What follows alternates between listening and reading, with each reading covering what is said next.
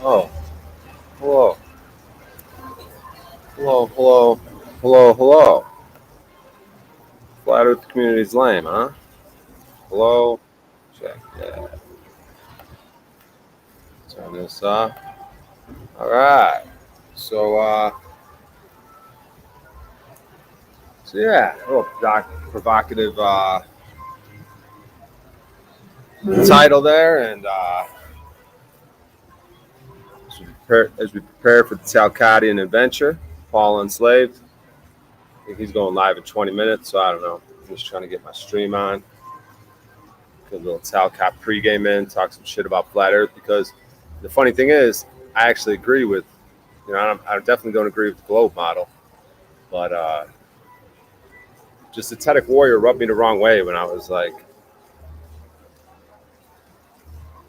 when I heard him say that he wants is like, all he wants to do is like talk flat Earth. Um, the urine chugging community is lame. Change my mind. Well, come up and talk about it. I am the Tao, but you won't. You're a bitch. I should just type in chat, like little bitch. Bitch. Can't come in chat. Scaredy cat. Just typing away like a secretary down there. Just, typing. Urine chugging's cool. Urine therapy's cool. I drank a cup this morning. Matter of fact, I got a piss right now. I got an empty cup in my backpack just for that purpose. Grandma is watching some stream. I emailed her this morning. You guys are all right, man. It's a trophy yellow smiling, it says. It doesn't show me the emoji. It describes it to me. But yeah, we got a few people here. This is great. We're gonna shit on the flat Earth community because I went on Karen B's show this morning trying to talk about melted bricks. She kicked me out, trying to claim I was some sort of creepazoid. And I wasn't even that creepy when I listened back to it. She was being weird. So yeah, man. Like, what's like? I'm just kind of. This is kind of just. And I put Static Warrior's face a little bit there. My thumbnail's pretty bad there. My thumbnail skills. I just try to put something together real quick. But yeah, Z. Come on, Z. Oh, all I want to do is talk flat Earth and argue flat Earth. How lame. But you're like, see, people want to put that in the same category as like meltology, melted bricks. I guess there's an argument to be made there. Like anything that's not rights and freedom, is kind of like, what's the sense of giving it priority, focusing our attention in it? Like I said, if the cop comes tippy tapping on your window and we're gonna be little bitch slaves, what are we even doing, man? Getting all passionate about these things. Oh, I know alchemy. I know how the world works. We talk. That's what my twin heart meditation talks about. And part of it says, as part of your blessing, you say, imagine people are not only talking about doing something good, but they're actually acting out that goodness. So yeah, imagine that. Imagine people aren't just talking about changing the world; they're actually doing something. Part of that meditation is that coming on live stream here and trying to improve my skills. Bunch of flat-tards. Nobody knows other than the pictures given to us. Yeah, I'm not saying I'm a globie. Far from a globie. What I am saying is that Karen B, Mark Sargent, lame. Most of those people, David Weiss, like no one's standing on shit. What am I standing on? What have I done to correct my status? So a lot of this is self motivation. That title could read people in the meltology movement are lame. Change my mind. You know what I mean? So whatever you're passionate about. Like True Seeker 69 is doing a video right now. She's the queen of meltology, but she's doing a video right now on the transgender. And it's like, oh, she's talking about this is my passion. This is what I'm into. And I'm not really talking shit about Jen. Maybe I am, but it's like all of us, man. Things that we're passionate about. Like, Where's our priority list? Like I said, a lot of this could be motivation for myself to get my plates off, to figure out how to get my plates off, what I got to do to be able to get them off. You already get your exercise and meditation in, Brian? No, not yet. I was just thinking about it, though. I did it last night on stream. I mean, I could technically do it on stream just for shits and giggles. A little pregame Talcott, twin heart meditation. I'm a domer. I wouldn't say I'm a domer, but oh yeah, domer. I am a domer. Domer. Yeah, it's a slang term. Doming. But Shaggy says howdy. Who's Shaggy? Get up here, Shaggy. Let me put this banner up. We do a couple things. So what else? Yeah, dome. It's the firmament, the dome. I know what you're saying. Top 20 FE channels on YouTube are scienceless dickheads, and nobody's sane should listen to a single word they say. Yeah, Wobbly Boost. I mean, technically, I guess I'm a flat earther, but whatever the fuck that means. Less of a glober than I am a flat earther, but yeah, everyone just sucks in that community. All the streams suck. It's just like I'm gonna call people out, dude. Try to stir up some action, controversy. Yeah, because like I said, I'm gonna say it again. You know, as a Tedic warrior, why? I want to ask him, why do you want to dedicate? Why are you so passionate about flat Earth? I guess you could say the same thing about meltology, but to me, is there a difference? Not much when it comes to the right and freedom thing. That's kind of more the argument I want to make. But also, just people just rub me the fucking wrong way. Like when I watch like True Seeker 69 with Ceiling Fan Man and Fructus, like they get into a lot of cool shit. They'll look into the old buildings, you know, looking at these bricks. We're figuring out mountains or buildings, looking at old architecture. They look at a lot of subjects, and their streams are actually watchable. You know what I'm saying? I mean, Karen B will get into her gems. She's throwing a Flat-toberfest, and Rob Cleveland really likes her, and she's done so much for the Flat Earth community. And she works so hard to put on this Flat-tober event where the tickets are like $160 a ticket for a weekend event. She's just retarded. Like, how hard is it to reserve a fucking spot? You know, and then have a few people show up, shitty musicians, a few shitty speakers. Nothing really relevant. It's really the only people get geeked up to meet people in person, so they overpay for tickets. And Mark Sargent is the absolute worst. And the fact that Karen B does streams with Mark Sargent is pathetic. That dude is clearly a fucking dumb, complete what is Mark Sargent? He has to be some sort of agent. He is just the absolute worst. His personality sucks. He has no charisma. He is not funny. He just brings absolutely nothing to the table. He seems completely contrived. That dude is the absolute worst. So get up here as a Tedic warrior and let's talk about this. About your shitty ass community you like so much. I'm not gonna lie, I went to Flat-toberfest in 2021, met Rob Cleveland. Who gives a shit? Let's see what these scumbags are saying in chat here.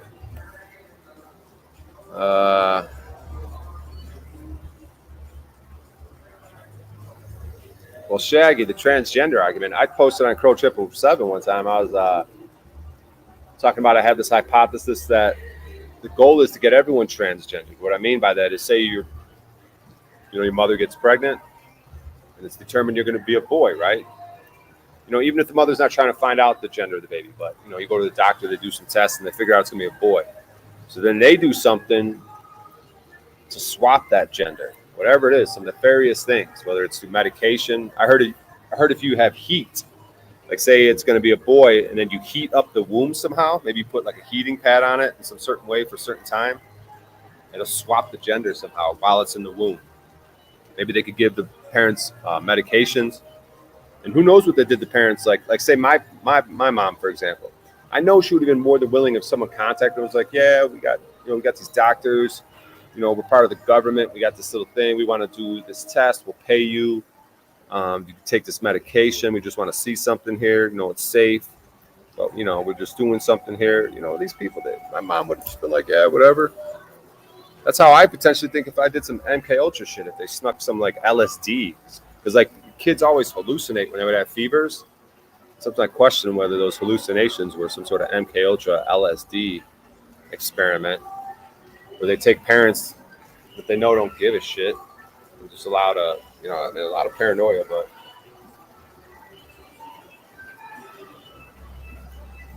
who knows? But all this like ramble bamble about all this nonsense. Once again, what does it have to do when the cops come tippy tapping on your fucking window? And I'm sitting there like a dumbass, not knowing how to defend myself, not knowing what to say, not knowing how to stand up for myself. But the bottom line comes down to is what you believe in your core, whether it's right or wrong, right? So that's a good baseline to start with. Like if that cop comes up and you just believe dead in your core it's wrong, and you have a conviction in your heart that it's wrong, then maybe some words will come to you. You know what I mean? If you're trying to sort of have a heart to heart and let them know that, like, bro, this is just dead wrong, and I know it. Like I might not be able to articulate it, and maybe people could feel it on you. You know what I mean? And who knows if things go south, you get your car towed, you get some tickets, whatever it is. You got this conviction, because I took my plates off for a couple of days, like a day and a half, and then I bitched out, put them back on, because I figured I could just learn. Like I'd use it as a learning opportunity. Like I'll just take them off, and whatever happens. I'll just learn along the way. And then Word Wizard, I'm gonna blame Word Wizard for me taking my plates off, but he kind of talked me out of it. He's like, nah, that's what I did. I learned the hard way like that. But like Paul Enslaved and John from the Paul Enslaved show, John Brizik or something, he was like, well, they're like, we don't know what your presentation is when you get pulled over, but the main thing is if you have the conviction in your heart that it's just wrong, then that's a good place to start. So maybe that's what I'm trying to do. Maybe I'm trying to talk myself into taking them off, or get to the point where it's cool to take them off. So this stream's probably more about rights and freedom than it is flat earth. I'm just trying to trigger some people. But I called in the Karen B show this morning, rambling about, she's asking, trying to talk about meltology, and I start going into the millennial reign of Christ, the short season of Satan, the ages, the yuga cycles, to try to paint a picture of how possibly mountains could be melted bricks. They always want to ask who lived in them, where did the bricks come from? They got all these questions, you know what I mean?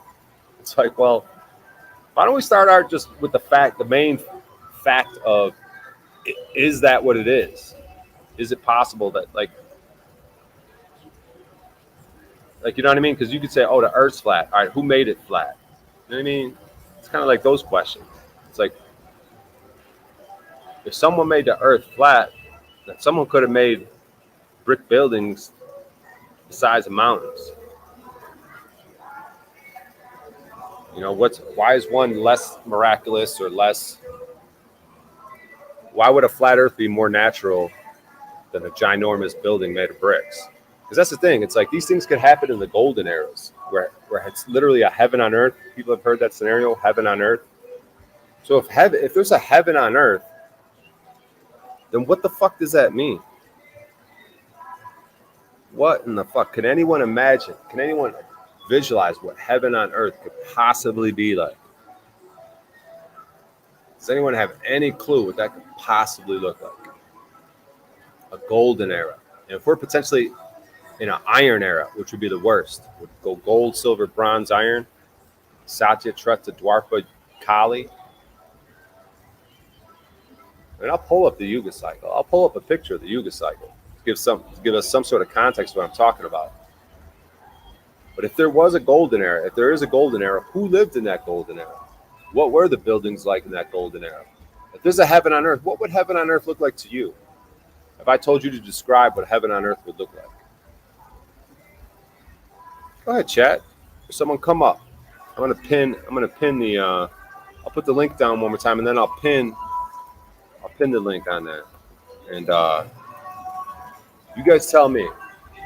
This is the discussion I have. I want to contemplate and I want to have discussion on what possibly a golden era could look like. And we're skipping the other eras, but that's how we always are. We're always on extremes, right? It's either the short season of Satan or it's a millennial reign of Christ. Oh, we got Mitchell here. He's going to bring some clarity to this whole situation. What's up, big dog? How you doing? Oh my God, dude, my headphones ain't even been plugged in, but I'm sure the audio is still halfway okay. Did you notice any difference between then and now? Just plugged my headphones. You sound a little better now, I think. You didn't sound bad before, but... Oh, okay. Appreciate it. What's up, Michelle Moretti? You sweet, lovely thing. Come up here and discuss this shit with me. So, Joe, what'd you hear? What are your thoughts, Mitchell? I just popped in. I only heard you asking, what does heaven on earth look like? Yeah. You got any thoughts on that? Well, I guess, roughly. I mean, I would say maybe like, the Atlantis civilization or whatever, if that existed. Wouldn't that kind of be sort of heaven on earth? So that's like a lot of big buildings, a lot of like free technology, a lot of like magical type technology. Is that what that is? Atlantis? Yeah, I guess. Yeah. And there were giants Things in working in Atlantis? harmony. What's that? There was giants in Atlantis? Giant beings? I don't know. Oh, I didn't know if that's part of Supposedly there's evidence of giants, but I mean, my interpretation without seeing the evidence would be like, healthier people, people that were reaching their potential by eating good food, getting proper nutrition, give them sort of giant-like strength. And I don't know. I can't really speculate, I guess. I guess that's all I can do is speculate, but like all the plants and the trees and everything was growing bigger and flourishing, like instead of fighting to survive, sort of thing. All right. People probably had bigger cocks. Anyways, my grandmother's watching. I emailed her this morning. But what was I gonna say? God damn it, Mitchell, I guess you got me off track. I better smoke some more weed. Whoa, smoke some weed. It's been a few days for me. Tempted to relapse. Hopefully I don't smell that shit. Smelling it makes me want to relapse. I could get by with just smelling it. I feel like I get high off of the smell. I just enjoy the smell of it. Smoking, it's fun too. Isn't that weird that it smells exactly like skunk spray? Yeah, I guess. Some of my favorite weed smells like skunks and pine trees, It's like skunks are the scent is supposed to deter people. We smell it and we want to track it down and harvest it. I wonder if anyone's ever got a hold of some skunk juice and somehow sprayed it on their weed. That'd be weird. That would be weird. Oh man. This guy thinks you're hilarious as fuck, Mitchell. That must be Conor McGregor. He said that. LMAO hilarious as fuck. Who the fuck is this guy? The bad part, I guess, I wasn't trying to be funny, so I might just be funny to look at. Yeah, I think you were saying I was funny, but I was trying to give you the credit. Oh, all right, cool. Thanks for passing on the gratitude. This fucking guy Talcott's going live at some point, dude. Isn't that weird? Who the fuck is this Talcott? I used to hate him. Now I kind of want to have sex with him. I think I'm bisexual. So what do you think of that? My grandma was watching. What the fuck's wrong with me lately, dude? I don't know. I hope you're all Keep it right. up. You guys are all right, man. You guys I don't are know all where you're right. from, what you're doing later, but What if you could do SEO whoa, smarter oh, and faster? With Wix, you can edit your meta tags oh, page by page or what's all going in on with one go. Talcat? Oh god, that fucking Talcat. Oh,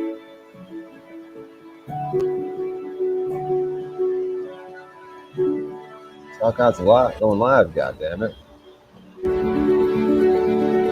Oh, I thought that lady was gonna say something.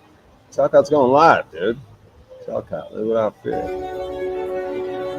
What is this shit, dude? What the fuck is this Talcat guy? Hey, good evening, brothers and sisters. Welcome back to Chat with Jack. I am Jack Talcott. It is Talcott time tonight. Kind of continuing the development of our previous discussions of leadership and account. Sexy fucking bastard. Look at that fucking hair thing. Puts a little gel in there, and he likes that little fucking 8 strand, little fucking comb over action. That little fucking loop de loop right there. That Is that fucking turning beard you trim. on, bro? Fucking rock hard over here, dude. No, I don't know. I don't know what the fuck's up with Talcott, dude. Verily said she did some pornography, and the guy looked exactly like Talcott. Then the girls were asking Jack what his kinks are, and he says he's into squirt. He says it really turns him on. Are you aware of that? Have you heard about that shit? About Talcott? It's called Squirt No, Game. You ain't been listening to I'm the not. streams much, huh?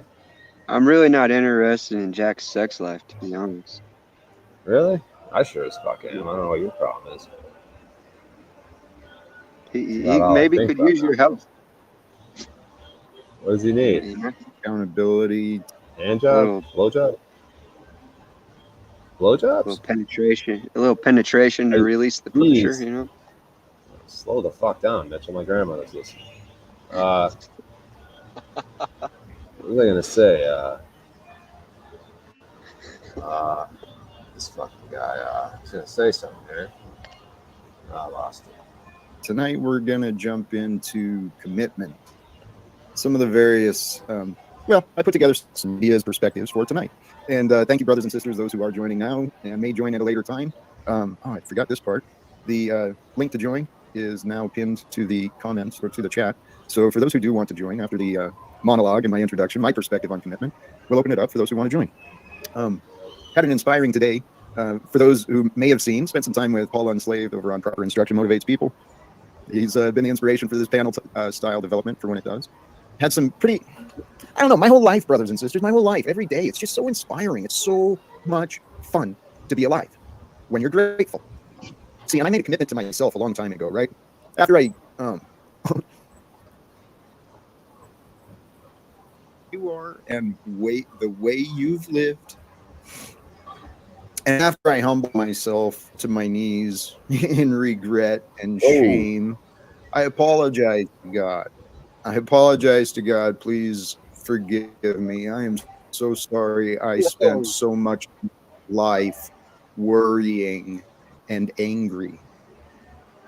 See, I remember being an addict and being suicidal and being depressed, and I remembered a lot of gratitude. I didn't realize it back then until it was pointed out to me in my steps of recovery. I had no friggin' gratitude. So the point towards commitment is I made a long time. yeah. I want to. Oh fuck! Damn it! Make sure I fuck this all up, dude. I want to be able to pause him. He's not gonna bring me right up. I gotta be able to pause that motherfucker. Talk shit. We're gonna do this. I gotta get that OBS software, Mitchell. Within myself. Which reminds me, my 7-year anniversary was a couple days ago. 7-year anniversary of no drinks, no booze for Jack, and that was the start of my growth, my development. Was when I started this path. Get to the point, Jack. when I took an honest inventory of my life, and I was like, oh shit, Jack. Well, here you are. And it was the choices of the past that brought you to where you are. So you got to accept accountability. You got to accept responsibility for where you are and the way you've lived. And after I humbled myself to my knees in regret and shame, I apologized to God. I apologize to God. Please forgive me. I am so sorry I spent so much of my life worrying and angry. See, I remember being an addict and being suicidal and being depressed. And I remembered a lack of gratitude. I didn't realize it back then until it was pointed out to me in my steps of recovery. I had no friggin' gratitude. So the point towards commitment is I made a commitment to myself a long time ago. I would never again go to sleep ungrateful for the day that I just survived. Find a way, no matter what's happened in the day, no matter boo-hoo, poor me, no matter, oh, this hurts, this sucks. I'm still grateful that I survived the day, that I made it through the day with what I have and the way I am. Because golly geez, being alive is kind of cool. I mean, what's the alternative? Nothing? No experience whatsoever? Nah, man, this life is an adventure. It's a game. So I encourage you, commit to yourself. Reward yourself for, your past lives you've lived. Reward yourself with new habits, new practices, a commitment to grow in gratitude. Kind of jumping ahead of myself, but this is where I want commitment.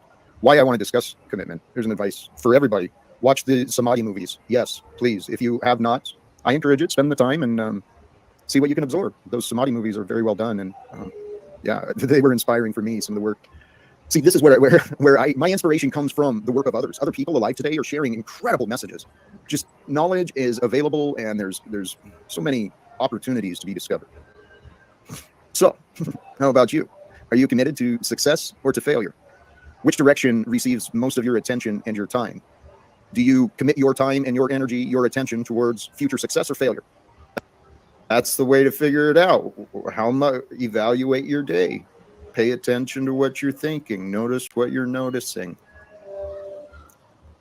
If you make notice what you're noticing. That's pretty fucking brilliant right there. Lots of green. So I think Moretti's talking about heaven on earth. She said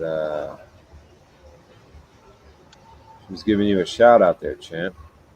Yeah, I there's saw women in that. chat like Michelle's awesome. she's women in chat. Got a thing for you, Mitchell. Are you aware of that? How do you feel about that? I don't know about that. Not sure if it's true, huh? Doubt yourself, huh? What's the fucking Michelle Moretti comment about? Goddamn clean air and shit.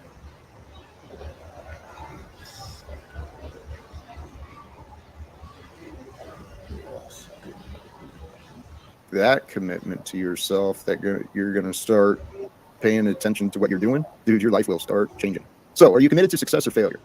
Definition, we'll start with the basics. Definition of commitment, the act of committing, state of being committed, the act of committing, pledging, or engaging oneself.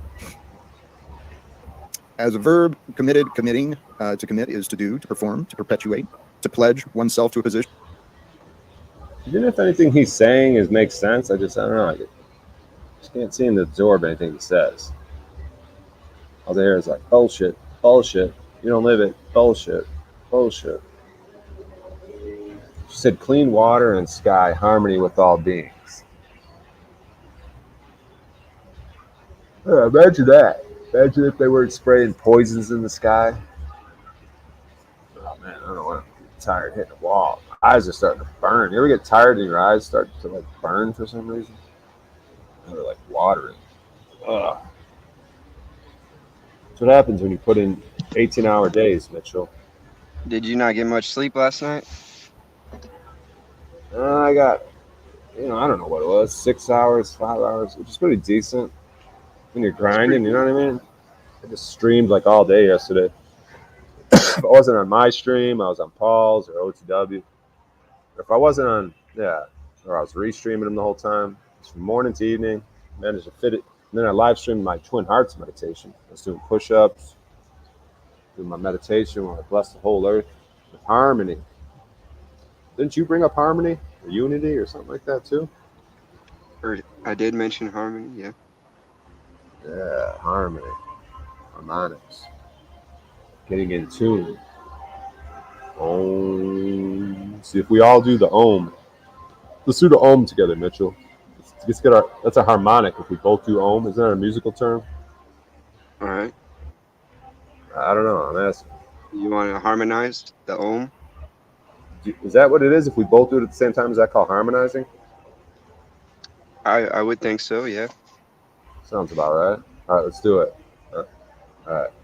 Oh, ready? All right, not three. One, two. Oh. That was a little weak. I'm not gonna You know, who, you or me? lie. All right, I'll Well, just do it, Mitchell. I'll do it, and you just kind of get in when you fit in. We'll do a few ohms. Oh.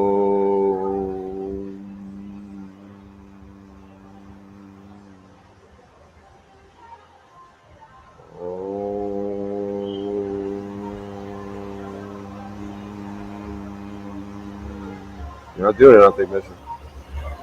no. Oh.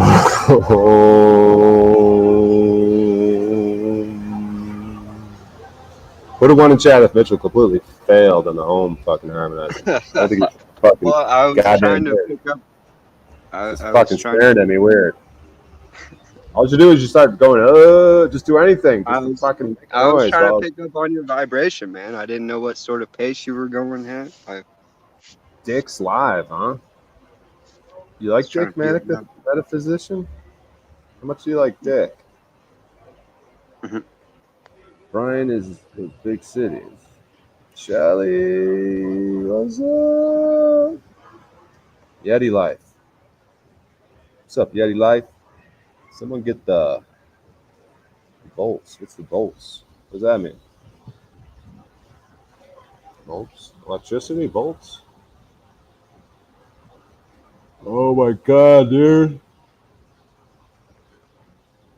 Working too hard, Mitchell. All I'm doing is streaming or working, TaskRabbit, or doing meditation. It's like, goddamn, I might actually be focused. Hey, did you see Paul Slave give me a wrench? And the proper instruction? I'm the only person with a wrench, dude. Believe that shit? Don't turn into moose. Yeah. That makes me feel good, man. Motherfucker gave me a wrench. What the fuck did he do that for? I'm surprised. Maybe it's because, did you catch me on an OTW stream last night? We were talking about Synthetic Because Warrior you're and Paul and loyal. Slave. Was I You're what? loyal. It's because you're Loyal? loyal. I would imagine. I don't know. I can't. Yeah, he said because I need someone trusted who I don't know what he said. He was even who acts in all venues or something. I don't know how he phrased it. Something like I could be trusted even when he's not around. He might have been he might have caught that OTW thing where I was kind of. He might have agreed with what I was saying. Like I was talking to OTW and Synthetic Warrior in a panel about Paul and some of the dynamics of Synthetic Warrior and some thoughts. People seem to disagree with me, except for Rob Cleveland, really. Rob Cleveland agreed with me, and I think Christos was agreeing with me. And pretty much About everyone what? else was against me. Like, I was just saying that Paul wants Synthetic Warrior to basically be a co host or just be up there as much as possible. And Synthetic Warrior hears that information and just takes a couple months off from YouTube, saying he's broken shit, saying he wants to get into flat Earth and he's not sure. But I understand him not being sure about being on YouTube, so I get it. And Synthetic was saying I might have been projecting a little bit, which I could also, there could be some truth there. But for the most part, I was just telling them they couldn't read the room. Like, how do you guys not? But I get it. Like, the metaverse is a weird thing because I took like a month off too, just kind of questioning this whole metaverse, what I'm trying to do.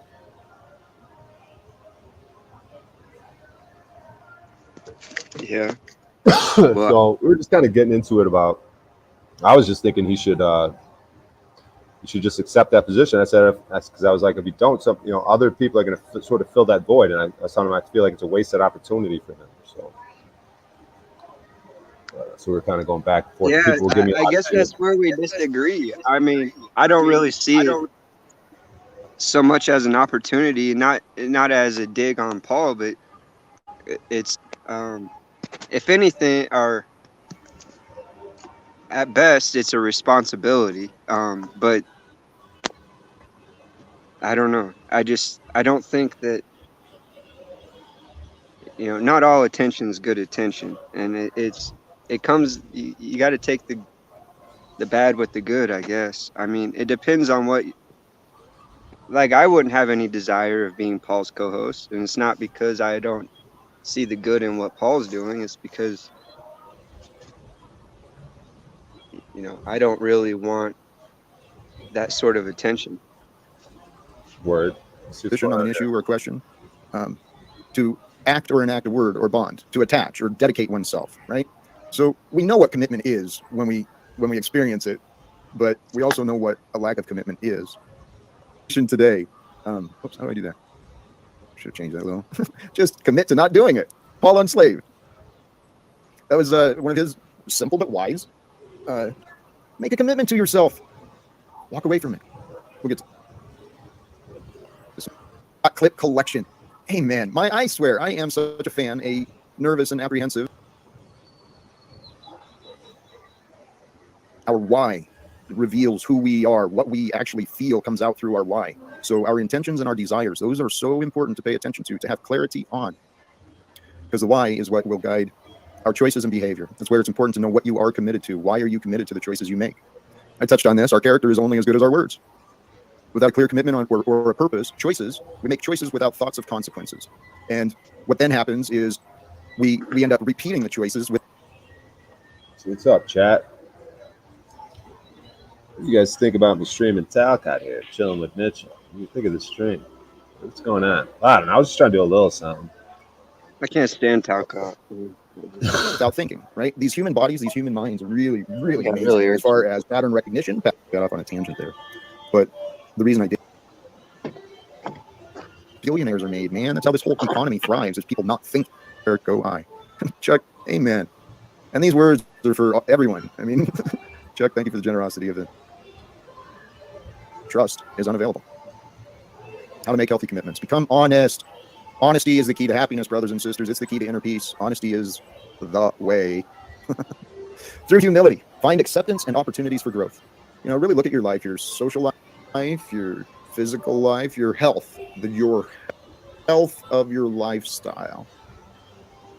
Look at it with humility and look at it with optimism, with the mind of potential. Where can it grow into greater things?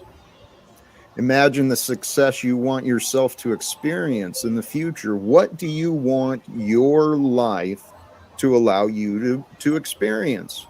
Not what can you achieve, what can you receive, who can you impress, none of that crap. What do you want to experience? And then become accountable to your words. Take actions. Right? Once you. What's up, Bomb Cat? Bomb.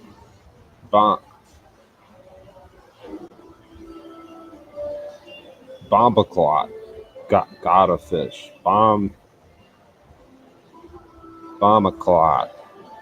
Gatto fish. What is that? How'd you come up with that name? Weird name.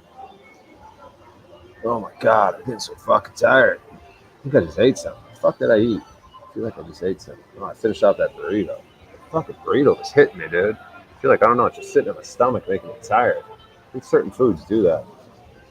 I don't know what the fuck is in that thing. Holy shit, guys. Fuck grinding it out. Get your ass up here. Someone, you got Mitchell. Fuck Talcott rambling. Know your why, then you figure out your how and what, and choose the when is now unless God doesn't allow, but choose. It all happens now. How to break commitments, identify the patterns of life. Look at how you feel. What are the experiences and reactions that are being repeated in your experience? Recognize what aspects should be repaired, which ones are damaged. What should just be replaced. What is it? Is it time for new diet habits, new exercise, new plans on a new business, time for new goals? What direction do you want to go? And then replace the commitment. Where you find room for change, where you find room for improvement, replace that commitment with the healthier options. I tried to bring in some Wes Watson there, man. Commitment is what transforms a promise into reality. Thank you for your patience, Christos. Welcome. Hey, thank you, Jack. To what you were saying about, you brought up humility, happiness. You said a couple different words there, and I just wanted to point this out real quick. When you mentioned a couple of these words, it had me thinking of some other words real quick, kind of branching out. Words that start with the letter H. And yeah, there's a lot of words that start with the letter H, but I do think it's significant that the letter H is the beginning of. I don't know, man. I don't even know if I could go up there and I have a hard time like having serious conversations with Talcott. Like Christos is trying to do right now. Like, oh yeah, Talcott the shit you said. I have a hard time. Hard time with it. I don't know. Maybe I'll turn a corner at some point. It's like when he talks, my brain just shuts off. I can't even hear anything. I don't know what it is. I just have a hard time responding to anything he says. It's like my car, my seatbelt thing goes off because my seatbelt thing's broke, so I can't even plug it in, and it fucking dings all the time. It should really annoy me at first, but now it's like I don't even notice it. Kind of like the Talcott talks. I don't even fucking notice he's talking. It's really annoying at first, but I've somehow managed to tune it out like some sort of white noise.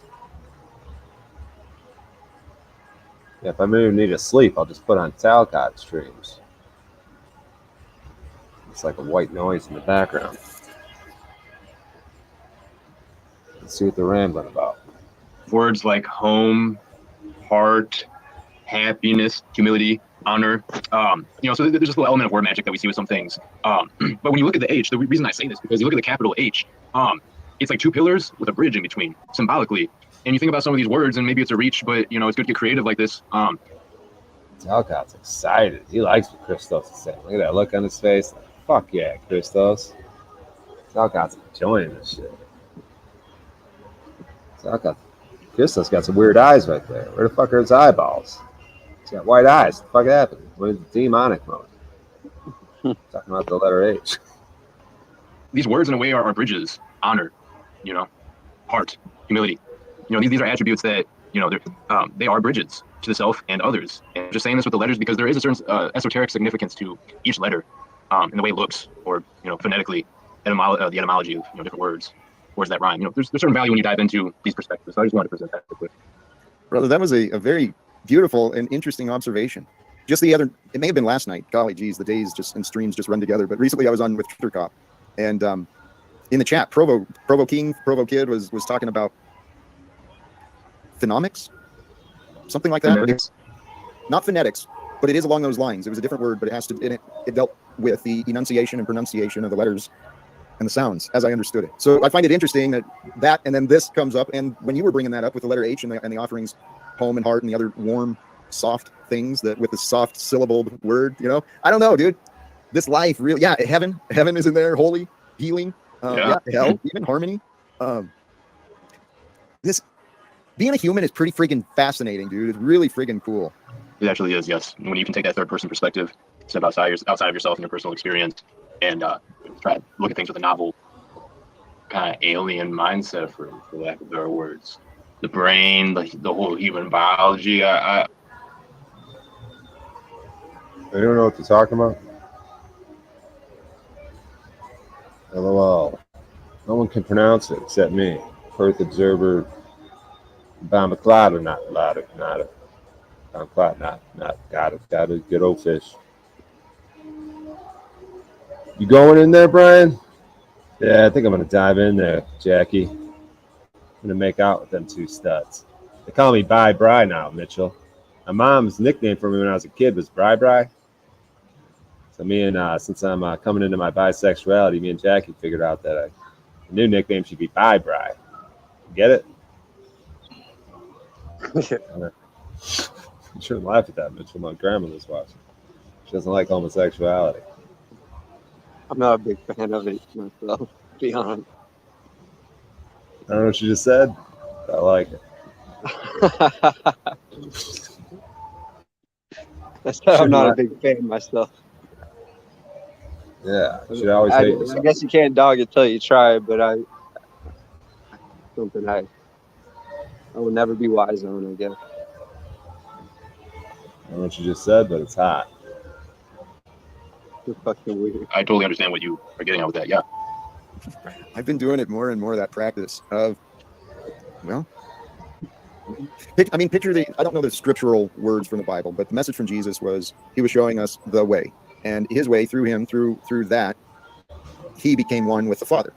And as I understand, as we follow his way, he and I become one, and he remains one with the Father. Therefore, the Father and I are one. He's like the Intermediary. thank you, intermediary, yeah, for humanity.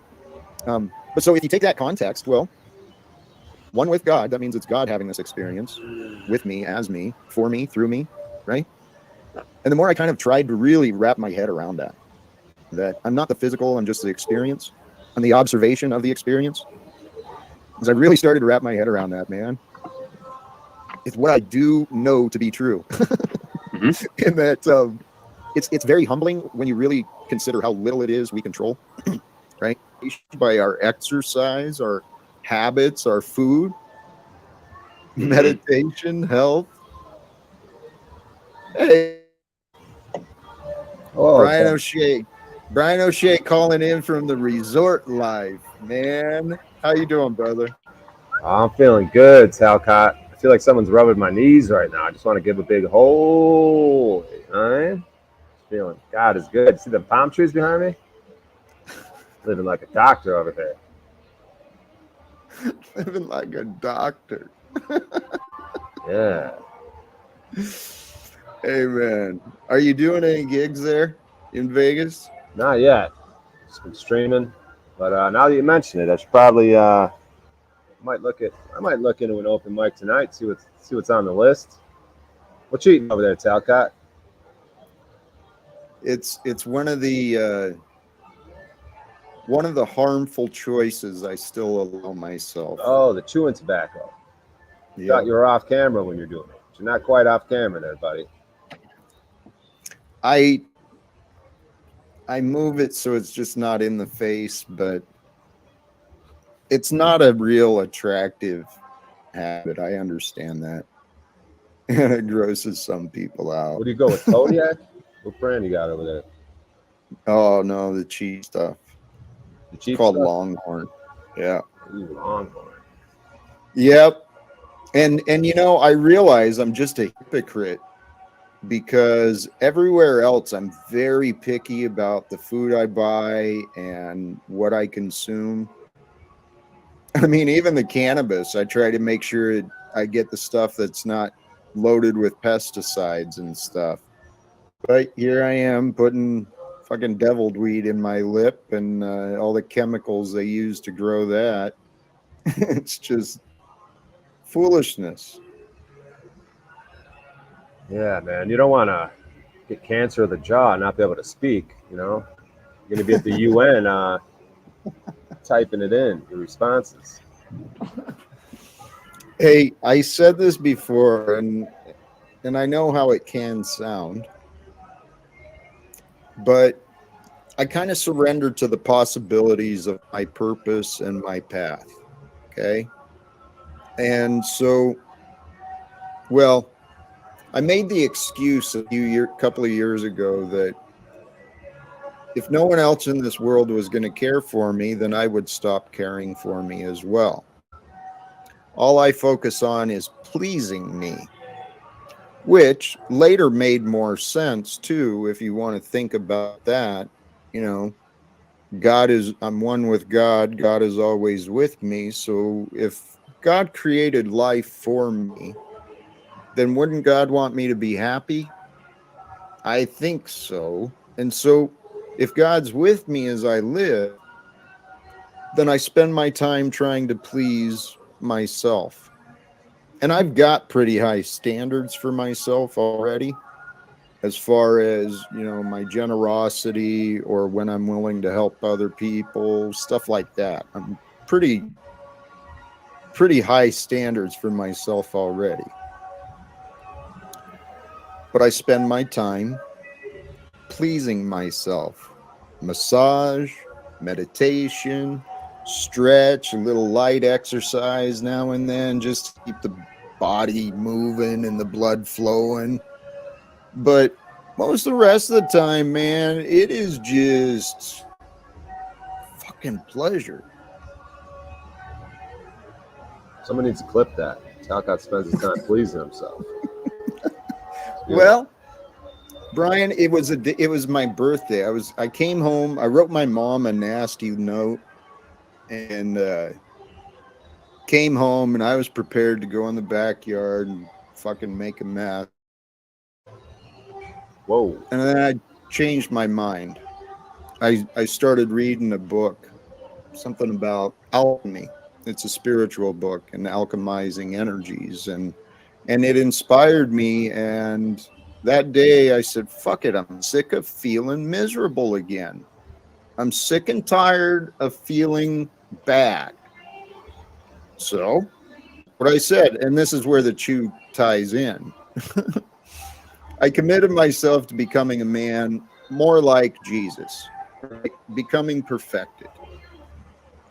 I focused mostly on my anger and my emotions more than my physical purity. I did go completely pure for a while, just raw food, natural, everything. But then I chose to, since I had time and nobody around, I picked up chewing again and added cannabis back and added caffeine. And, when the future lady, comes into my world, she'll help me raise my standards for myself again. Quit the chewing. I'll quit the coffee, and I'll try to become more perfected. You spit that?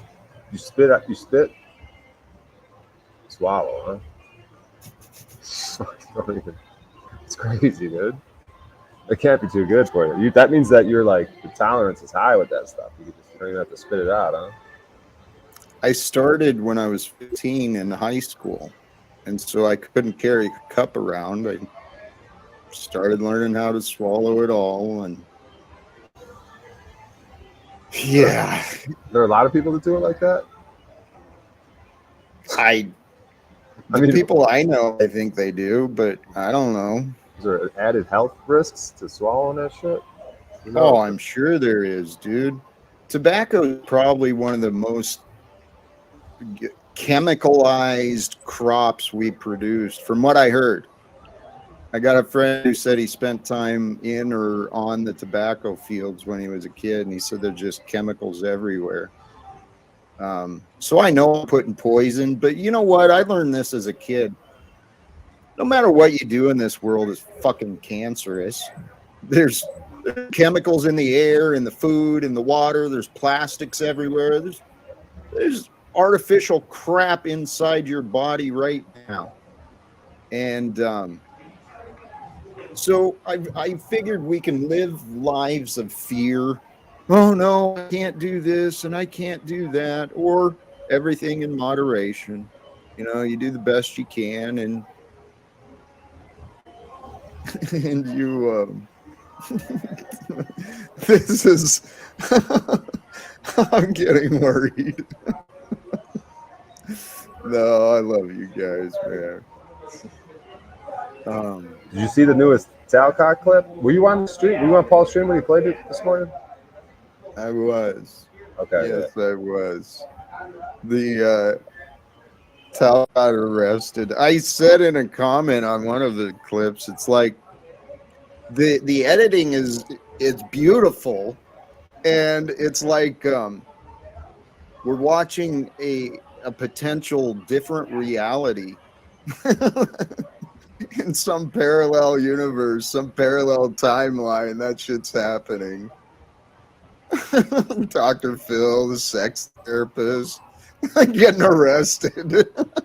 Right. Like in some timeline, you've been on Dr. Phil, you've been naked in a pool. People believe it is reality. Like this crazy world. Yeah. Well, I want to create the timeline. Actually, I want to create the timeline where I talk to Jordan Peterson and Donald Trump, probably too. I don't really want to talk to Joe Biden, but maybe someone who handles him. I don't know that he'd understand a conversation, to be honest. So who's your number one? It's the person you want to talk to the most. Oh, I don't know, man. My You got to son. choose without really thinking about it. Son? My son. Yeah. After him, probably the entirety of the United States Congress. No, flip that. The first is I want to speak to the entirety of the U.S. Congress. And then after them, I want to talk to my son. So how many people are in Congress? Just under 600. So you want them all in one room at one time, or do you want individual one-on-ones with them? I think it'd be most helpful to get them all in one room at one time. And maybe not just with me, but a couple of other, accredited or credible authorities, teachers, professors, whatever, sciences.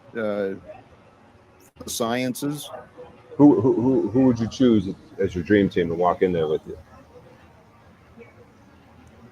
Right now, me and Paul Enslaved.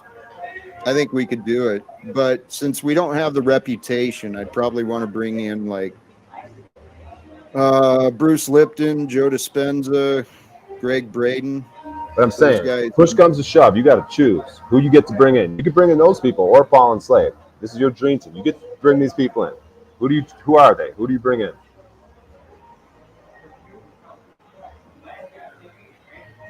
It's not up to me to choose.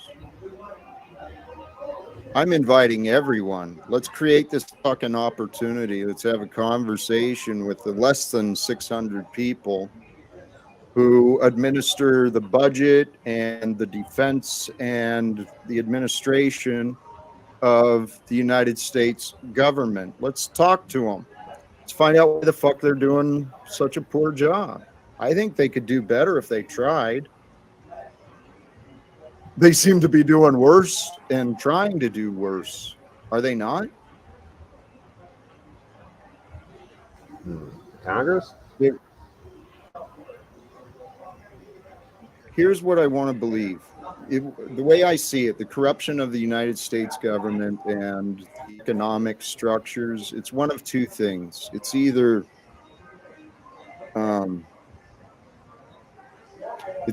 created and enabled evil to rise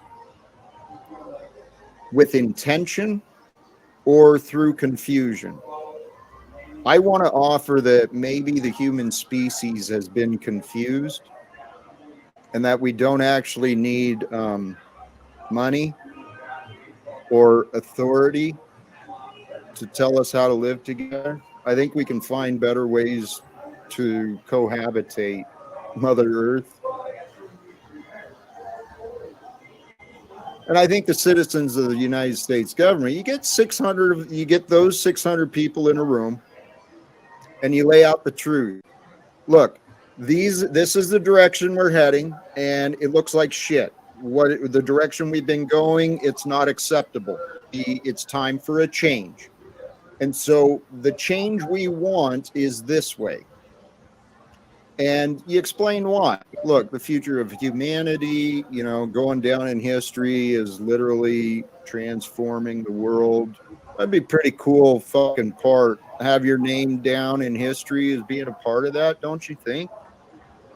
Whoever finds a way to end legal secrets, there you go, brothers and sisters. Create your destiny in fucking history. Find a way to end legal secrets. As soon as you do that, wars and debts disappear. They would never be sustained if people knew the truth. If people knew the truth, there would be no wars and no economic debts. Hey, Jack, let's say someone came up to you, right? And they're like, look, I know it sounds weird, Talcott, but we somehow managed to there's a possible opportunity to get all 600 of these congressmen, right? All you got to do is give another man a hand job. No? Turn it down? I mean, you know what I mean? Like, just a little fucking, I mean, you know what I mean? I don't know. I was just throwing the fucking shit out there. It's just like, you know what I mean? I don't know. You never know. I'm just wondering if they came. These people are weird. You always got to do something weird with these people before they give you an opportunity. You know what I mean? No, I'm serious. I think God is with us. I think God is with these ideas. I actually believe that should this way and this path work, it would fulfill the prophecies that were recorded. What if you were I, the receiver of a hand job from another man to be able to speak to all 600 in Congress with fallen slaves? You know, it's like a massage. It's like rubbing your shoulder. What's the big deal? It's just what's the difference? Your shoulder, your cock. You know what I mean? Why are you offering? I don't have Congress in my pocket. I wish I did, Sal. God, this sounds exciting. Anyways. Holy cows, man. Sorry, man. I'm going through some sort of bisexual thing. Anyways. Hey, O'Shea. The topic tonight is commitment. I was going to ask you, what do you feel that you are committed to? But I want to go a different direction. I know you found your way into comedy. How committed are you to that? At this exact moment, I wouldn't say I'm all in. But what I am committed to, I feel like is I've been working hard on these streams the last few days. I've put in time like all day yesterday. I did my Twin Hearts meditation. I would like to be committed to that Twin Hearts. Like I've been doing it daily now. I don't know, the last few weeks, I think I missed a few days here and there. But it would be nice to do it daily or miss a day here and there. But I can have real nice consistency with my Twin Hearts meditation. Maybe my streaming, that seems to be going well. I've been getting donations. I've been getting more donations the last few days, like yesterday. The most money I ever made. Today I got a donation. So that makes me feel real good. Today, Paul gave me a wrench on his stream. So it feels like something in this metaverse, like things are happening, you know what I mean? And it's a good feeling. All right, Brian, can you trust that they are? And I don't know about this Two Hearts meditation, but I think I've heard it mentioned. It's beautiful and inspirational, right? Like the Heart Math Institute type thing. Is that where I heard it from? Was you, Christos? Two Hearts thing? You're muted, Christos. Muted, you got long hair. You're muted with long hair. You're high as fuck. Yeah, I don't know why that happened. I'm not sure. I recognize it. I don't think you heard it from me. I was gonna ask Ryan though. Do you ever watch Troy Casey? Because I feel like I've heard it from someone out here. Maybe someone like Troy Casey or Paul Check, someone out here in like these holistic health, spirituality communities. Well, anyway, and I want to divert. Go ahead. Yeah. No, thank you. So the Twin Hearts, it's a meditation that you were sharing, Brian? Yeah, I actually did it on my live stream last night. It starts off with a little workout before the meditation and after. And, but you mentioned some sort of institute, a heart institute. What heart institute did you mention? The Heart Math Institute. You're gonna pull it up. Yeah, they do some pretty cool stuff regarding the studying our hearts and our minds. These I learned about these guys through Joe Dispenza. What's the math aspect of it? Is there actually being math into the situation? Citizen Scientist Research Project, global network of tree monitoring. I don't know. Heart intelligence. Yeah, it measures your heart rate and your gives you, dude, this thing is kind of cool actually. It's got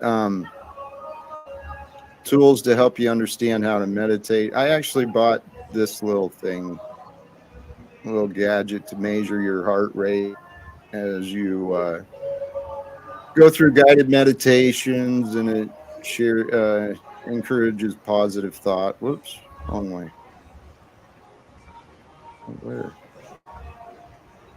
What is going on? Oh, we're so this twin heart or two heart meditation. Which Twin. way is it? Twin. Twin heart meditation. Without even knowing it, I love the idea. And where I was going with that, Brian, is I don't know all the details on how it works, but I know that it does work. The universe, there's laws of exchange that are given between the universe and ourselves. When you start putting value out into the world, brother, that's when the rewards come. The society has taught us the rules, but partially, right? Taught us hard work is the only way, and taken a lot of truth and fucking twisted it on us. So, brother, I want you to trust that, yes, things are aligning for you. Things are coming out just beautifully. You're seeing the difference already, right? So don't overlook that. Recognize and trust. That's the spirit. That's the universe conspiring to help you, to support you. Yeah. Can you believe that?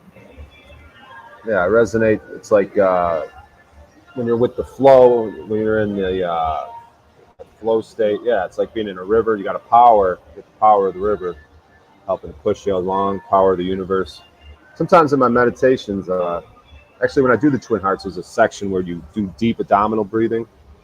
And when I'm doing that, when I'm exhaling, I imagine that the universe is pulling the air out. Like I'm not really doing anything. I'm just a vessel, and the universe is pulling the air out. And then when I inhale, the universe is pushing it in. So I'm really not even doing anything. And that's a pretty cool experience. I was able to get to a samadhi experience through that type of focus. I don't know if you know what samadhi is. Where you feel a deep, like blissful oneness, connectedness to everything. It's like I had a mild version of that, or I don't know if it was mild or non-mild, but it's all pretty damn connected for a while. It was unexpected too. It's like I did the meditation 40 minutes to an hour. This was a few years ago, and then I went outside, and all of a sudden I just felt incredibly connected to everything. It was insanity, like just like a great. So it's feeling. like the archetypal example of what one would call enlightenment, because obviously there's different forms. There's Satori, Nirvana. Right. Cool. Awesome. Dude, I know I brought this up before, Brian, but I like that you do this shit. I think it says a lot about someone. I mean, someone can say it's just meditation, but yeah. I don't know. I think some people might get surprised at first. Maybe if they're just meeting you, if they were to hear that, you have these practices. So it's good. It's just authentic. Yeah. Salutes. Yeah. I mean, at the very least, the meditation incorporates working out before and after it. So that's all you're getting out of it. It is a little double workout like that, or however many minutes it takes to do each workout. Like I end up doing push-ups, lunges, some shoulder shit usually, and some crunches. I don't know, man. I always feel good when I feel physically strong. It helps out. It helps your confidence when you look better, feel better. But Hey, brother, what Christo said, absolutely. I encourage you as well, man. This is what I realized. It's no joke. The spirituality and inner peace, it's no joke. Take that shit seriously, because the way you feel creates what you do. What you allow yourself to do is guided by how you feel. So these practices of inner flow and surrender and release, I friggin' love it, Brian. And keep in mind too, when you reach that state, there's levels and levels to these. There's levels and levels to the truth. Okay, and so this state of samadhi or flow or whatever, recognize it that there's depths to it. And what Christo said, there's many ways of breathing, many forms of meditation. There's so many ways we can learn this stuff. The point is, that's the goal, dude. You're supposed to go through your entire day and your entire life through this peace and connection to it all. We've been brainwashed. And it's up to us to cleanse the mind of all the bullshit, all the nonsense, all the unloving. Because, man, when you start purifying your mind and you feel this gratitude, you need nothing because you're grateful. I'm connected to all that is, all that ever was, all that will ever be is a part of me. I am part of that. And so if I can love being a part of all that, man, life is pretty cool, dude. Yeah, it's funny you use those words cleansing and purification because that's part of the decree that you put the intention in before you start the meditation. Like I decree that my aura and my chakras will be cleansed and purified. And then you say, I decree that my incarnated soul will be purified through the descent of spiritual energy. But yeah, there's also a section in there where it talks about people are not just talking about doing, no. So you wish good, wish that good and goodwill. People are acting on good and goodwill to people. And then you say you imagine that people aren't just talking about doing good acts, but acting out that goodness. You know what I mean? So that's something that hits me hard. You know, it's not just because that's in a lot of these communities. There's a lot of talk, right? In spiritual shit, we talk and talk. But what's the action part of it? What's the doing part of it? What's the acting out of that goodness? You know what I mean? That's where my perspective, that's where the Christed spirit, the Christed mind comes in. The Christed mind, the pure essence of us, it's spontaneous, it's generous, it's loving, it's creative. And so the things I used to remind myself is, and I often still do remind myself to become creative with my generosity and generous with my creativity. That's the spirit of you. Make sense? Generous and creative. If you go through your day trying to be creative in the ways you can be generous with other people, dude, you'll change lives. You'll make the day of others go better, and then you'll have the memories of doing good things, breaking old patterns, trying new stuff. And the new, when we do new, experience new, travel to new, when we do new does emerge. Do you ever feel like sometimes like we need resistance in life, or that we need almost God puts external resistance upon us to shape our character and our wisdom and knowledge that we know, and our beliefs? Absolutely. I was listening to a video today. Trying to remember the creator. The Elect of God is the channel. And his topic today was about how God rebuilds his chosen ones. And the message was, I myself went through several layers of the dark night of the soul. There's many people right now who are probably facing some uncertainty, some darkness, some challenge in their lives. So yeah, of course, I believe God gives us resistance and darkness so that the light within us may become challenged, become refined, purified, strengthened. It's a test. It's a refinement, a purification process. Life is. I think we come here in the physical form until we mature and develop. And so as a child matures, as man or woman develops, we gain self-control, control of the self, the primitive beast.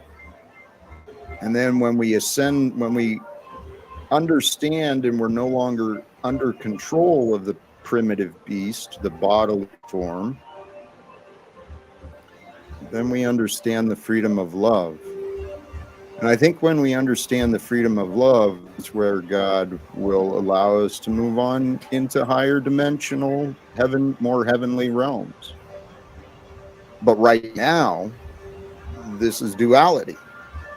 It's a vibrational frequency into this density of experience for us. It's all been created for us. All of Earth, everyone in history, and everyone else alive today has been created for us. Because we are the consciousness of God just experiencing form. Hey, Jack, could I just say real quick, did you say the elect of God? Is this a channel you were referencing? Because I feel like I know this, so I'm going to look that up real quick. And please continue, or whoever else is going to get it. Because it sounds like someone I know. It like, unless there's someone else using that same terminology or phrasing. So here, I just dropped the link from his video I watched today in the chat, and then here in the private as well. Yo, Jack, I this is one of my buddies from high school. Oh yeah, this is crazy. Oh wow, okay, cool. I won't go on too long about it, but yeah, I've known this guy since middle school and high school. He actually lives right by me. No kidding. Yeah, I remember he had made a YouTube channel. People were telling me I had just reconnected with him. Like no more than within the year. I had a falling out with him at one point. But yeah, I've chopped it up with him since, and been with him a few times because we have mutual friends. That's super cool, Jack. Wow, that's so great to hear that you've run into this friend of mine. Wow. Dude, I'm telling you, there's a resonance to our frequencies and our paths crossed, man. So that doesn't surprise me. I don't remember where I discovered him, and I haven't given him a lot of attention, but his videos, man, they're inspiring. And that young man has been touched, right, by God. That's what I hear. Awesome. Yeah, he's a good guy. Very cool, man. Let's go hunt it and summon the enslaved one. What do we got to do? Say his name 3 times? Surprised he's not here. He said he had things to take care of today, and been putting in the hours too. So I don't know. I always hope for him to join. He always brings something, that's for damn sure. Yeah, I don't know if Paul's gonna make it. Would you kiss Paul if he wanted you to? Probably not. Maybe on the cheek for sure. On the cheek. The lips, man, I'm not so sure about. But what if it's like the cheek, like kind of touching the lip a little bit? Brian, why? Why? I don't know where I've been going lately, dude. I'm probably more me than you, Talcott. I wouldn't worry about it. But the commitment thing. The other thing I encourage everyone: commit yourself to growing. Grow your gratitude. Grow your generosity. Grow your kindness. But for me, the most important commitment I think can ever be made: commit yourself to the truth. offer the truth no matter the consequences, seek the truth no matter the consequences, and accept the truth no matter the consequences. Because the consequences of denying the truth, think about it. It's fucking insane. We have a world of insane people that believe they can deny the truth or they can withhold the truth. Truth is God. I'm pretty sure. I mean, that can be explained in many different ways. So treat truth like God, like give it some care and attention. Maybe develop a relationship with yourself, commit yourself to knowing the truth of you. Maybe the truth of your experience, the truth of your relationship, the truth of your job. What is the truth? Jack, have you ever looked into like mental illness, like the cause of schizophrenia, like depression, and I've wondered because I've seen it online in a couple of chats I'm in, like schizophrenics, and I'm kind of there's a friend in real life that I'm starting to see like kind of correlation between like this behavior of this kind of godlike figure of like people like to criticize you for being egotistic, but like schizophrenics it's a whole level of antisocial behavior. Like they think they're like some godlike person and they can never do wrong, and they don't accept that anything they do is failure. Have you looked into that at all a little bit? Or anybody that maybe you could guide me to or guide us to with schizophrenia or mental illness? As far as professionals, there's a number of things that came to mind when you mentioned that. I think he's trying at to this sneak. time. I think he's trying to sneak this you, Jack. No. At this time, I've heard a lot of spiritual explanations, and the cause I don't know. Right? I mean, there could be a lot of different explanations, but I don't trust the mainstream medical quote unquote professionals, all their damn labels and diagnoses. The mental health community has been deceived by corrupted education systems. So if you got someone who's suffering with voices, number one, I would certainly recommend meditation, conversation with someone you trust, that is trustable and trustworthy, someone confident that you feel confident with, and speak it out. Determine where the source of the voices is. Maybe there is multiple spirits directing, but in the end, what I believe is we each choose.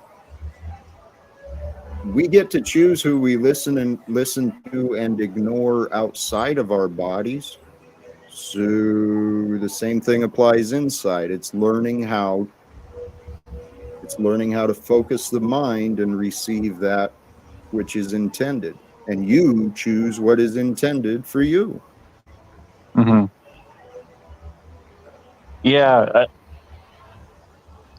it's just interesting because they just come up with these like outlandish like ideas of like like they're like chosen, no one really recognizes them, and then they advocate just I think he's stupid shit. Let me pause this real quick because I got a question for you. Yeah. Part of this meditation on the twin hearts, there's a section where you activate your heart chakra, and what you do is you recall a happy event, right? So it says recall a happy event, take your time, re-experience the feelings of sweetness, tenderness, and love. So if you were to attempt, like if you had your hand, you put your hand in your heart chakra too, and you recall a happy event, what happy event, like say you were attempting to do the meditation, what happy event do you think you would think of, Talcott, to activate your heart chakra? Right now, I would just bring myself into the presence of now and go through a mental expansion of gratitude, starting with the fact that I know I breathe. So since I know I breathe, I have knowing and I have a breath. And I know I have a breath because I have a body. And I know I have a body because I have health. I have awareness. And I know where my body is. I'm very comfortable, relaxed. I'm actually right now, because of the massage and the practices, seriously, I close my eyes and it is a state of nirvana and bliss that sometimes the fucking pleasure keeps me awake at night. I've got to like detach. That's a clip right there. Do you feel like sometimes you get like pleasure from like dopamine rush, but like sometimes like this, I don't know, you can call it eternal pleasure, but this kind of different calm as opposed to a chemical reaction within your body? Can you decipher between the two? I can't. No. All right, hold I on. can feel a calm, and I know part of my practice is I do focus in the back part of the brain where I guess a lot of the chemicals and stuff are created, and I practice experiencing, whether it's imagined or experienced. I practice experiencing pleasure in the mind. Okay. And when you focus your awareness within your body, within your mind, wherever, you can feel and sense like a very soft sensation, a tingling, an awareness of that particular part. So if it's chemical or not, I don't know. But I do know that, yeah, I can like withdraw myself and expand, and it's like a stillness that's just beautiful. All right, Talcott, if you were forced to think of an event from the past, like a happy event from the past, what event would you recall? Holding my son. At birth? They're in the hospital, yeah. Changed my life. See, there's a second one. So you do that to activate the heart chakra, and then you recall a second happy event to activate the crown. What if you were forced to recall a happy event from the past, the second one, what would it be?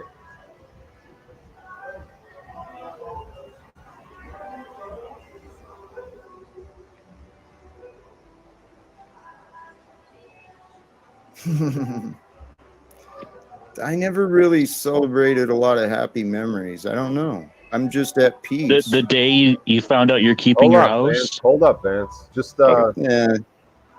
Just if you're forced to just grab something, dude. Grab something. You know, you of them. Just got to grab one more. Trust me, dude. Go ahead. I can't think of one particular, but I know I had many very wonderful days with Teresa. So I'll picture a time with her. All right, just choose one of them. Just grab one of them if they're there. All right, got it. All right, what's going on? What's the situation? Out on the lake on the boat. Is Teresa your ex-wife, the mother of your child? It's an ex-girlfriend or something? Yeah, she's a lady I dated for. It wasn't a healthy relationship, but we were together a couple of years. She a black chick? Oh, my bad. I was just hoping for some reason. Anyways, so you were at a lake. What was going on? My bad. You were at a lake, and what was going on? On a lake, on the boat. What are you guys doing on the boat? Moving having sex. Whoa. No, just enjoying the lake. Enjoying the day. The sun's shining. Beautiful day. Got some tunes. What kind of boat? Like a rowboat or a yacht? Kind of thing? Nah. Little 20-foot Larson, 22. With a motor on it? You owned it or rented it? Not mine. My buddy's. My buddy's boat. Borrowed it for the day. Take Teresa out on it. It was already docked. You didn't have to like take the truck and wheel it in there. It was just sitting at the dock for you. Actually, this moment I'm thinking of, I don't remember which lake it was. It was a big one, but for whatever reason, we dumped Sean off. He went and got the Jeep and the trailer. Dumped them overboard. And I think there was a line, so me Hey, and son. Teresa were just out in the boat for a couple hours by ourselves. All right. But it's interesting how it took a minute to come up with something, right? Sometimes I feel like there's something there with some people with a certain backgrounds, but we don't have to really go down that road. What's up, Dick? Yo, Brian O'Shea, what's happening? How are you, man? You look. What's your you trimmed your beard, right? Your mustache area. Yeah, it was a bit of a mistake. I kind of did the Amish thing. I put the razor on the mustache, and I went too close, and it pretty much I had no mustache. And then I realized I didn't want to get rid of my beard altogether, so I went like, 1/8 inch or 1/4 inch on the rest of it, so I could keep some morning shadow and try to grow something back respectable. But now I'm just kind of in a weird, awkward place where I feel out of sorts. And thanks for pointing it out, Brian. No, but when I noticed earlier, you look like super young, like some sort of happy adolescent or something. Yeah, like a kid who was flunked a bunch of times and should be further along in his adult education, but he's still just figuring out the basics, Brian, how to add and subtract, put words together, form sentences, try to make sense of things. Too funny.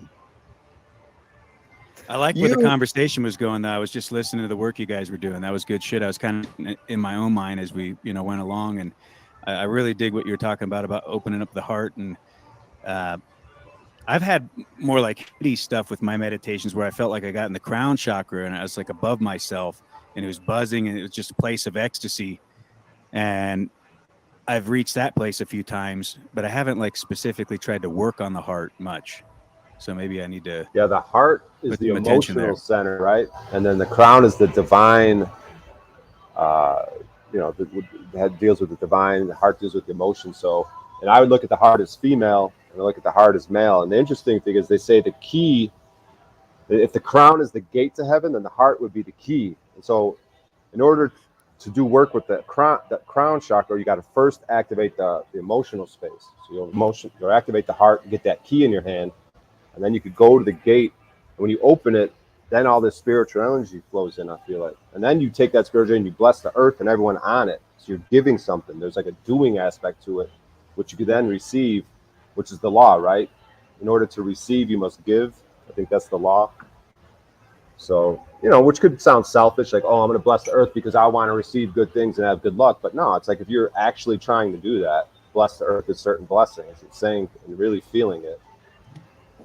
There's a power because at least the energy is coming through you. At least, at the very least, you're getting something from it. But I don't know, man. I think there might be something to it. Yeah, I think that's the case with all giving. I mean, people say with the biblical scripture, if you give, you'll receive, but that you shouldn't do it per se with that intention because you don't want to have that type of, I guess, just virtue signaling. Yeah, is that what it is, or that you're trying to get something out of it? It's like a desire. It's supposed to come from a pure place, right? You're supposed to freely give. There's not supposed to be attachments, or it isn't really giving, is it? If you give it, but you have these expectations tied to it, aren't you kind of polluting even what giving is?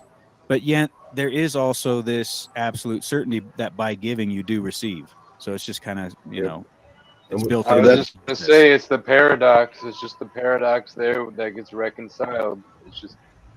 But when you activate that crown, that heart chakra, that emotional space, that motherly, loving space, and if you actually feel it, because first you got to feel these things in yourself to be able to give it away, right? You have to have it to give it away, right? So when you feel it, though, you really genuinely then want to attempt to give it. You want to give it because you could feel this shit. You're like, damn, I want other people to feel what I'm feeling right now. You know that other people are going through shit. The whole world's in a certain way. So you're tempted, you imagine a small earth in front of you. You put your hands up. And you imagine like it coming out of your heart, going through your arms, going to your hands, and going to the earth in front of you. You imagine like a little earth and everyone on it, and then you'll start feeling charged up. You know what I mean? You'll feel it, and that's why you got to work out too to manage that powerful energy. You'll start feeling. You know, you work out before and after. So. I love what you're saying. I mean, this is where I've come to logically. I've come to this logical conclusion that what you're sharing, that's our purpose of being. We are here to receive the light of the Creator, the light of love and creation, and to be transmitters and to offer it to the world in our own unique and creative ways, from the unique and different place and perspective that the designer God has placed us. And so if that is our purpose, if I mean, this is where I'm thinking, if there is no separation from me and God, God is with me, my will is that which God wills when it is pure and loving. Well, I'm here to do the will of God, not my will, not Jack's will. Jax doesn't mean shit. He's ignorant and foolish. He tried to run his life for the first 40 years and it was stupid. So from here on, I just want the Spirit of Christ to lead me, right? Follow what I believe is pure and wholesome and truthful. And then I'll try and be, and that's actually my prayer. I no longer pray for things to come. I pray to God that I might be worthy. I may become worthy in God's eyes for that which I've already received, because I am abundant. I need for nothing, and I have so much to offer. So I think. I'm going to read this real quick, Talcott, if you don't mind. Emotional intelligence. This is one of the benefits of the meditation on Twin Heart. Emotional intelligence is being aware of and handling emotions competently. Today, more importance is given to the emotional quotient than to the intelligence quotient. Awareness of feelings of self and others and the ability to handle one's feelings effectively are a great asset. Clever people become stupid when they are unable to think when under the grip of strong emotions. The meditation for peace is as much them-orientated as it is I-orientated. The awareness and sensitivity which develop through regular practice helps enormously in relationships. This, coupled with the technique of blessing others with good things in life that one personally desires, increases one's competence in relating effectively. Emotional equilibrium is a great asset which benefits people in all walks of life. I love that, Brian. Where was that from? It's part of the, it's on the page here from Chronic Healing. I'll put it in the private chat. It's called, if you just search Twin Hearts Meditation, then it'll come up. The website is thechronichealers.com, and it says, what is the meditation on Twin Hearts? And towards the end, there's a section that says, further benefits for professionals and executives. So that'd be you, Talcott. Professional and an executive. So one of the things that helps is stress. They talk about that. Effective team building. Whoa. All right, I'll read this one because you're all about team building, I feel like. Let's just read this real quick, see what it says. In a meditation for peace, the meditator experiences feelings of kindness and love. When in this state of parasympathetic arousal, the physiological opposite of fight or flight. Wait, let me read that again. When in this state of parasympathetic arousal, the physiological opposite of fight or flight, the set of responses generate a feeling of calmness and confidence, facilitating cooperation. Instead of hostility, anger, and suspicion, the interaction with the group and others is from a feeling of well-being and contentment. Wow, that was a mouthful, huh? Did you say that was full on? What? Did you say full on? Wait, I don't think I did. Instead of hostility and anger and suspicion, the interaction with the group and others is from a feeling of well-being and contentment. I don't think I Yeah, love that. never Fighter. mind. I thought you said that was full on, like, wow, that was some real shit type expression. Never mind. I just misheard. Hey, let me jump in here. Chuck, God bless you. You actually, I was wondering in the back of my mind, where should we go with this and how long should we run? Appreciate the contribution and encouragement. I agree. These are great discussions. And Brian, that we were just sharing, it's all about connection. It's all about establishing our connection with each other and the all that is, with the divine, with the pure. And this power of the heart, man, I've done a lot of different meditations, praying for cleansing, generational cleansing. Um, I've went a number of different directions because my life was falling apart. I didn't know what the fuck to pray for, man. Please help me. So I went through a lot of those cleansings and askings of forgiveness. The main thing it really is coming to peace with who we are today. That's the whole purpose of the religions and the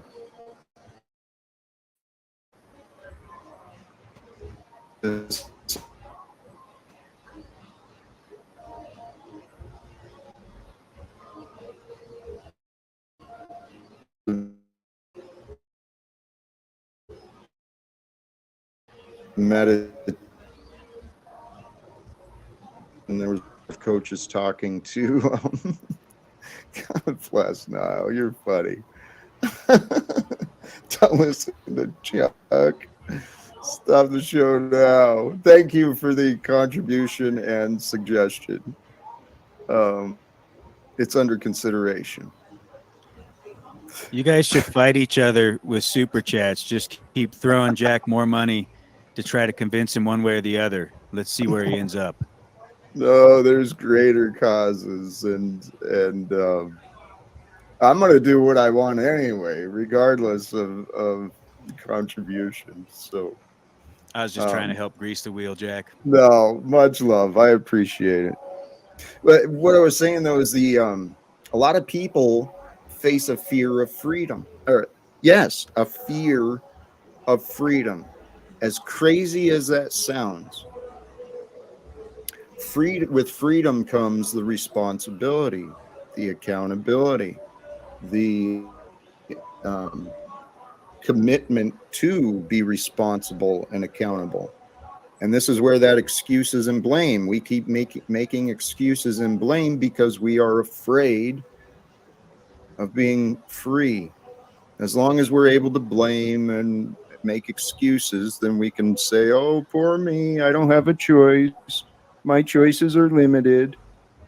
So what it really is, the fear of freedom comes from the comfort of this illusion of control, right? We create a comfort zone for ourselves with our routines, our jobs, our careers. Create a comfort zone, and it becomes a prison for us because it's easier just to obey and do what people say rather than to become responsible and and own it. Holy cows, you guys are amazing.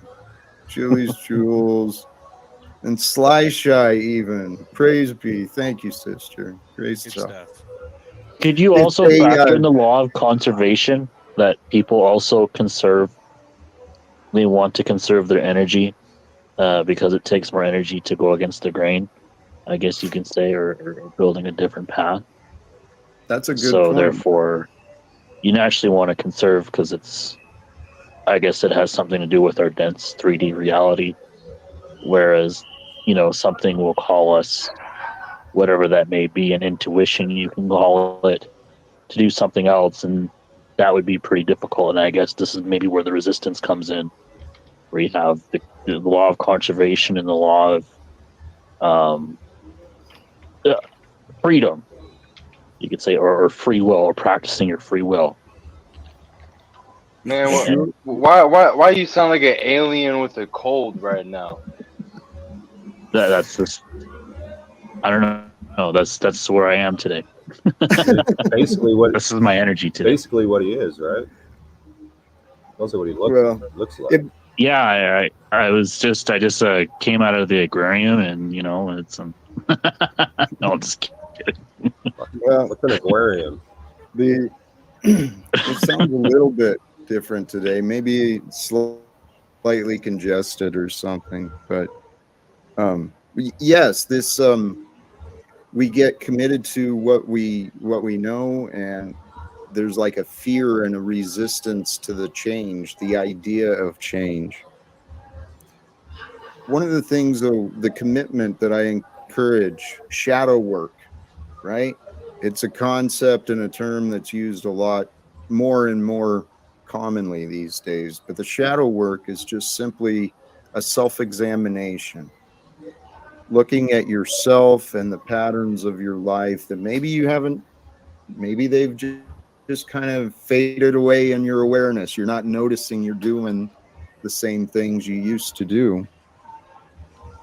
But this shadow work is important because we'll not only hide our darkness from others, but oftentimes we'll hide our light from others. Brian, as I'm saying this, I'm wondering about you. I don't want to presume or assume, never mind. But I know my own experience, my fear of being seen, my fear of standing out, of being noticed, fucking held me back. I used to be so afraid to be noticed. And I had to grow. I've grown a lot, man.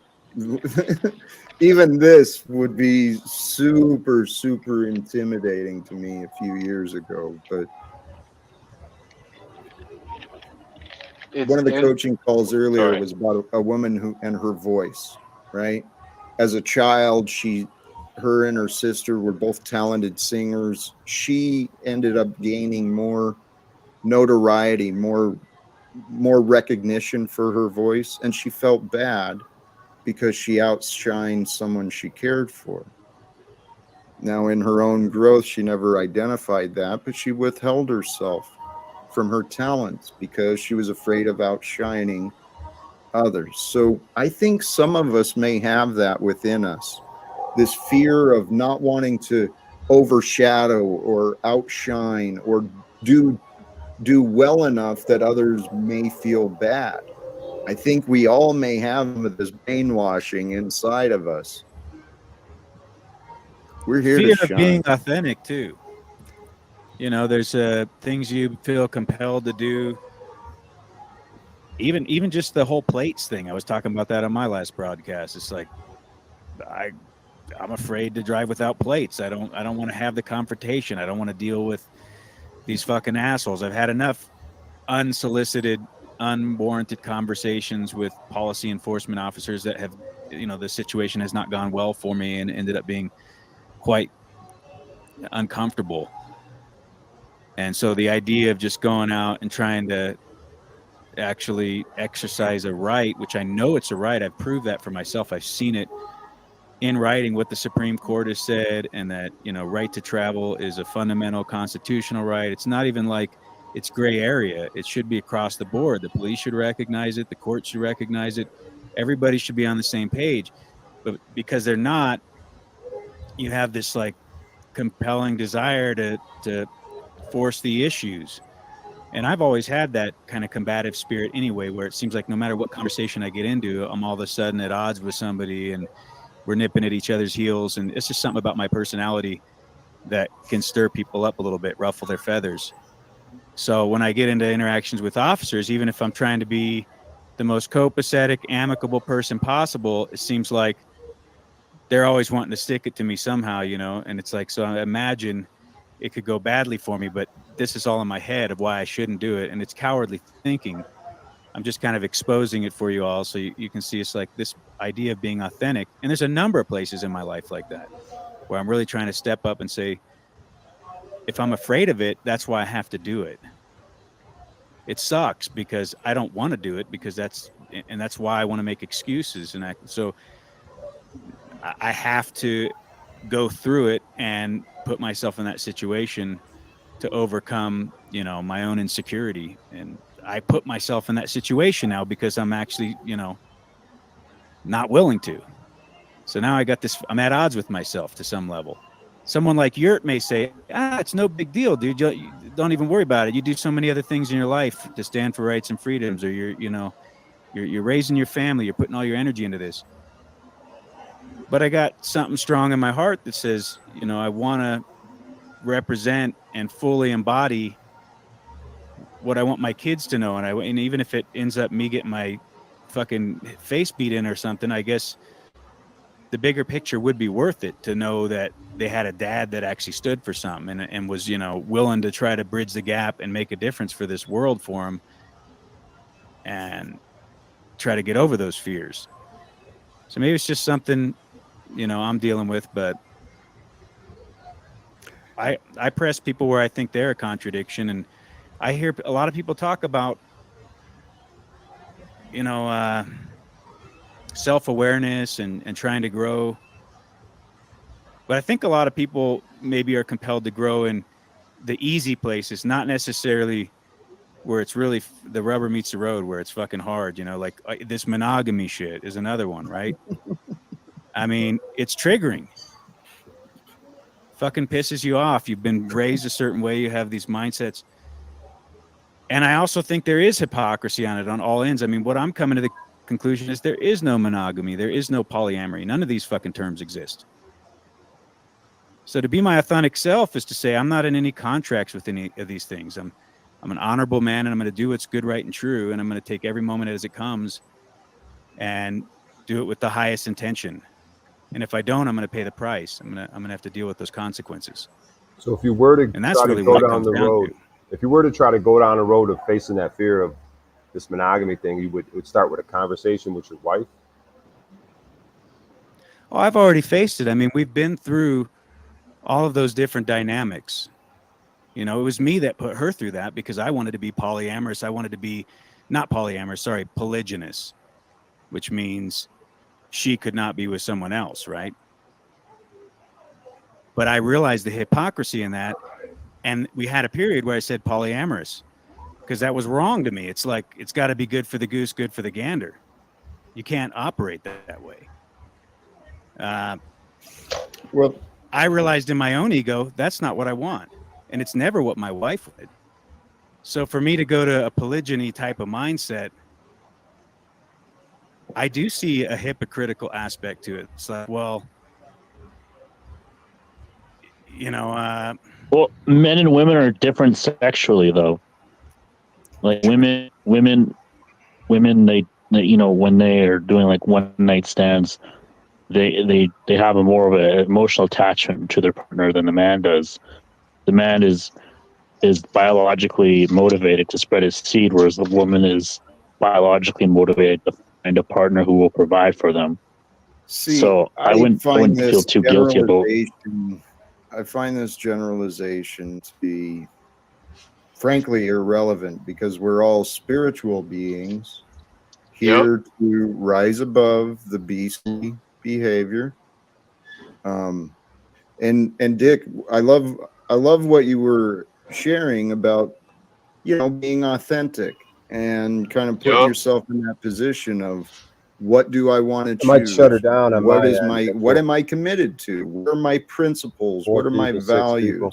And I totally get what you're saying.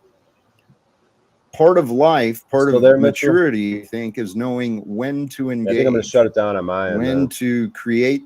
Appreciate everyone When being here. to Appreciate you being here, create brother. the battle, stand up and fight for the principle, and when to abide, comply, walk away, and fight another day. at this, I was sharing my own thing the other day, Dick. I'm at this point where my tabs are now expired. So